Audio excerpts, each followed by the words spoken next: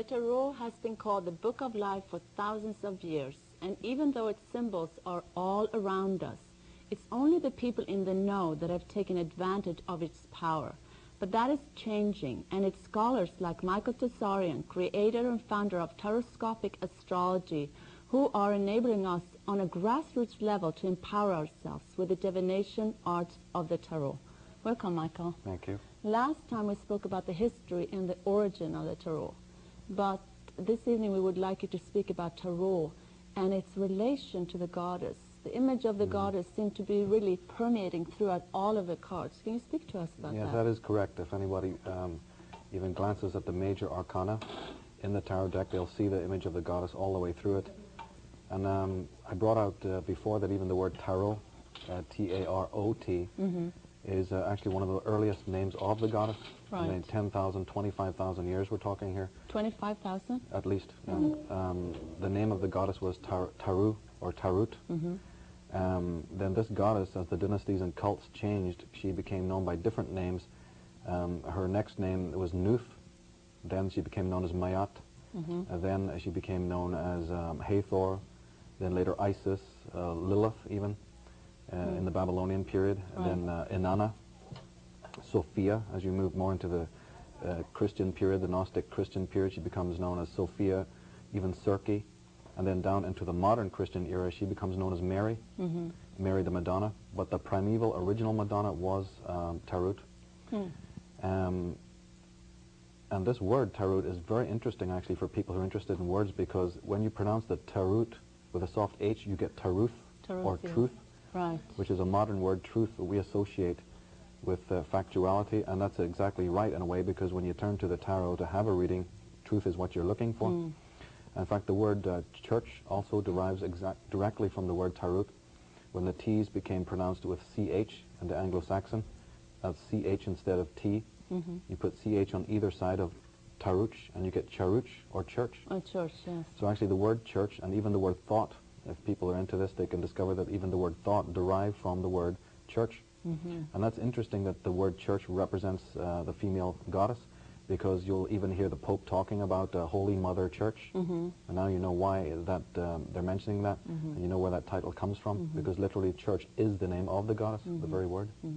So there's also certain numerology connected to the goddess force as well, isn't there? Oh yeah, very much so. Cards, for instance, feature numerology, the divination arts. Numerology is a very important divination art. And really, if you think about it, all number is associative with the goddess force. In fact, the entire scientific concept or forte is absolutely unthinkable without the presence of the goddess. A lot of people associate goddess worship with something new agey and unscientific, and you know, very much separated from science. But actually, you couldn't even think of science without the goddess, and I'll be happy to explain why that is. Because whether you're talking about Gaelic Ireland, whether you're talking about you know, the Bronze Age Sumeria, or you're talking about the Etruscans or the Mycenaeans or the Egyptians, or the Chaldeans or the Scandinavians, or the Greeks or the Romans, no matter which of these cultures you're talking about, you're dealing, they have their origins in the matriarchal culture, which, as I said, goes back a lot before the Bronze Age. Western scientists will just talk about the Bronze Age, but actually they have to admit that it goes much further back than that. And it was discovered in ancient times when people started to really get it into their heads that there was a universal order. It was noticed that there was a mathematical and geometrical order in the universe, something that could be measured and contemplated.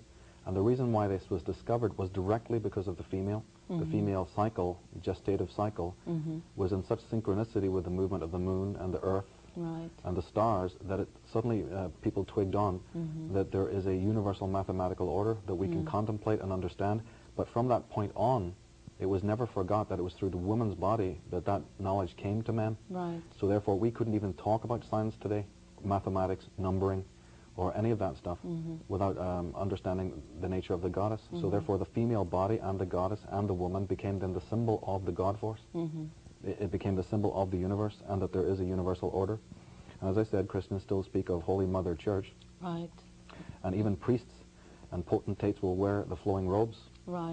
People don't think anything of this, but you'll find that all people in positions of authority will wear the flowing robes, and this is because they're presenting themselves. basing themselves on the female or on a higher level androgyny, because when you really get into the goddess understanding of what that is, it's not so much about gender, it's about the concept of androgyny, which is a magical principle. About female and male merging? Absolutely right. And so it's not so much, as I said, about gender, it's something higher than that. But on a lower level, it is about the nature of feminine and masculine, male and female. But the goddess was pictured or imaged by the ancients in three basic ways. As I said, there's the female body. That was always a symbol of the goddess, obviously.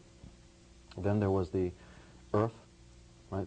The fact of the green, fertile earth became one of her primal symbols, or the moon also. But then the third one was the body, the night sky. One of the most ancient ones going back was the actual night sky itself. This passed for a very important image of the goddess, and therefore anything that happened in the sky, which any of the movements of the luminaries, this became, people would study this. So we have astronomy and astrology coming out of goddess worship. And, to do astronomy, you have to know navigation. Right. So again, we find this thing about mathematics and science. And in fact, people who are interested in words, as I said, one of the earliest goddess powers' name was Mayat, which in Sanskrit is the Mahat. And this is one of the reasons where the M-A turns up in certain words like mother, matriarch, muse, mandala, matrix, matter, matrimony, measure. All sorts of words like that, like mathematics, master, and matriculation. These words that have the prefix MA, and especially the word mathematics, is to measure forth. It meant to measure forth, because it was never forgot that in goddess worship the concept of measuring was a key thing. In fact, one was even called a master because it represented mastery in measurement. Oh, I see. So people couldn't even say they were a master.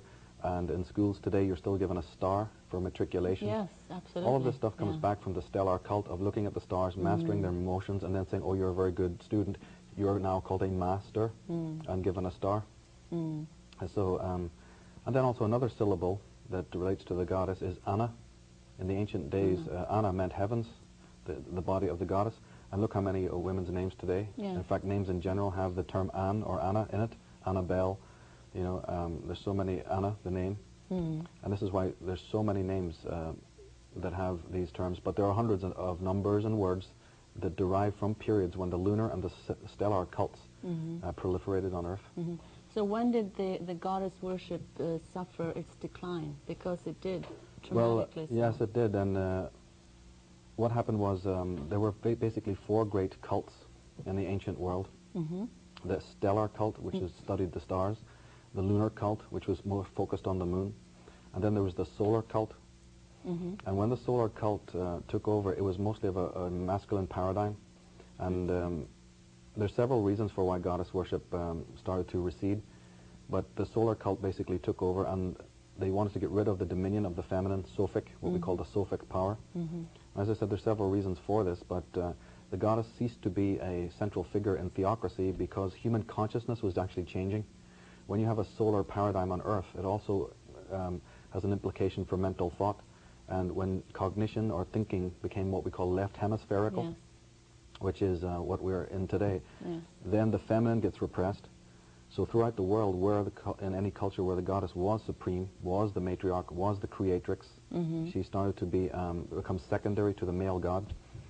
Originally, the male god was always seen as her progeny, second to her. Right. But actually everything turned around, and the male becomes the alpha image, and she was relegated to the level of consort. Of in submission. Fact, in fact, even worse. Sometimes the goddess was completely removed from divinity and made into a temptress, or even the femme fatale. And this is today why, when you think of God, you're thinking in terms of malehood, Right.